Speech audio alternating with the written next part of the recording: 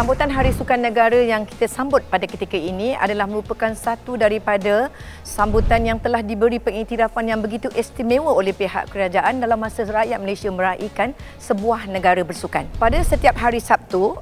minggu kedua bulan Oktober, Malaysia akan meraihkan Hari Sukan Negara di mana ia adalah merupakan satu seruan kepada melibatkan rakyat Malaysia untuk terlibat secara aktif dalam gaya hidup aktif supaya ia berjalan selaras dengan hasrat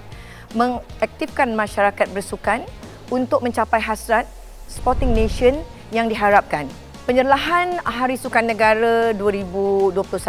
akan dapat menggambarkan bagaimana kita membawa masyarakat Malaysia untuk bergiat aktif untuk meningkatkan tahap kesihatan mental dan fizikal masyarakat di samping menumpukan kepada pengenalpastian bakat sukan dalam masa komuniti meraihkan Hari Sukan dan pada masa yang sama memupuk semangat perpaduan negara pada setiap kali menjelang Hari Sukan Negara. Pada hari ini juga dan juga pada sambutan kali ini, kita akan melihat bahawa pengiktirafan ini telah masuk kepada tahun ke-7 di mana sejak tahun 2015 di mana pertama kalinya Hari Sukan Negara disambut dan diraihkan, ia telah pun berjaya melibatkan hampir 23 juta rakyat Malaysia terlibat untuk menyertainya secara aktif di seluruh negara. Menyaksikan beberapa perkara yang dibawa oleh Indeks Budaya Sukan sejak ia merupakan satu benchmark untuk melihat peratusan dari segi penglibatan masyarakat untuk terlibat aktif dalam aktiviti bersukan, rekreasi dan juga kecergasan. Tahap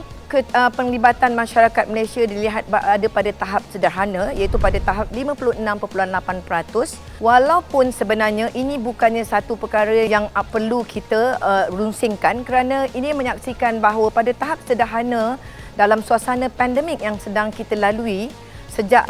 setahun dan masuk tahun kedua ini, kita melihat bahawa penglibatan masyarakat bersukan terutama dalam mempraktiskan gaya hidup aktif tidak pernah terjejas disebabkan oleh halangan berlakunya pandemik dan juga pengaturan SOP yang menyebabkan rakyat Malaysia lebih berhati-hati kerana adanya pematuhan kepada SOP untuk membantu bersama usaha untuk membendung penularan virus COVID-19. Ini merupakan satu perkara yang amat kita banggakan kerana amalan bersukan dan mengikuti atau terlibat dalam gaya hidup aktif masih sebenarnya dilihat disertai dengan adanya usaha-usaha untuk melaksanakan usaha pendidikan bagi rakyat Malaysia terlibat dalam kegiatan bersukan itu dalam aktiviti sukan, senaman, riadah itu masih lagi dapat diteruskan dalam kaedah-kaedah yang dibolehkan apabila penglibatan pendigitalan ataupun usaha untuk membuat usaha pendidikan secara virtual melalui kegiatan berupa pendidikan senaman, perkara-perkara yang memberikan tunjuk ajar dari segi kaedah-kaedah baru untuk terus terlibat dalam gaya hidup aktif ataupun pertandingan-pertandingan secara virtual untuk melibatkan rakyat Malaysia terlibat dalam pertandingan-pertandingan sukan masih boleh dilaksanakan daripada rumah kita sendiri. Pemberdayaan sukan merupakan peranan semua pihak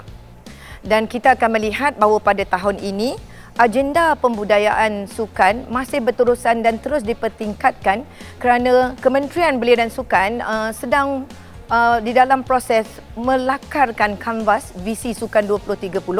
di mana satu kerangka mengenai bagaimana terus meningkatkan pembudayaan sukan adalah merupakan salah satu teras yang terpenting di dalam kita melakarkan 10 tahun ke hadapan dari segi perancangan bagi memastikan rakyat Malaysia masih lagi diberikan peluang bukan saja untuk meningkatkan penyertaan secara spontan tetapi dari segi meningkatkan bagaimana hub-hub sukan dan perkembangan di dalam industri sukan itu sendiri merupakan satu dorongan untuk rakyat Malaysia beriadah dengan adanya sistem sokongan yang bagus dari segi mereka-mereka yang terlibat di dalam sebagai penggiat sukan dan memajukan industri itu dengan penyediaan fasiliti dan prasarana yang lebih baik dan juga menyediakan peluang bukan sahaja kepada rakyat biasa kita bersukan tetapi menggalakkan lagi pembangunan bakat sukan seperti yang kita melihat pencapaian yang begitu membanggakan di kalangan atlet kita dalam masa kita meraihkan kejayaan Olimpik dan juga Paralimpik pada ketika ini. Saya melihat bahawa dalam masa Hari Sukan Negara ini diraihkan, galakkan keluarga untuk terus memupuk amalan bersukan di kalangan anak-anak, di kalangan mereka-mereka yang berada dalam lingkungan kita seperti di persekitaran sekolah, kepada anak-anak kita yang berada di sekolah dengan peranan yang dimainkan oleh kelompok komuniti dan juga yang berada di dalam halaman sekolah. Kita melihat bahawa pemupukan ini akan terus menjadi satu amalan untuk kita melihat bahawa sambutan Hari Sukan bukan bermakna dari segi meraihkan hanya kecemerlangan sukan, tetapi keprihatinan rakyat Malaysia untuk terus memupuk itu sebagai satu amalan. Dan oleh itu kita sangat berbangga bahawa pelaksanaan program Hari Sukan Negara 2021 ini diteruskan dalam suasana pandemik secara hybrid, secara yang membolehkan ia dilaksanakan dalam SOP-SOP yang sentiasa disediakan oleh kerajaan dalam bentuk kemudahan-kemudahan tambahan seperti yang sentiasa dilaksanakan oleh Kementerian Bidang Sukan bersama pihak Majlis Keselamatan Negara dan Kementerian Kesihatan. Di antara pengisian yang saya lihat akan dapat terus menyemarakkan Hari Sukan Negara adalah pelaksanaan di seluruh negara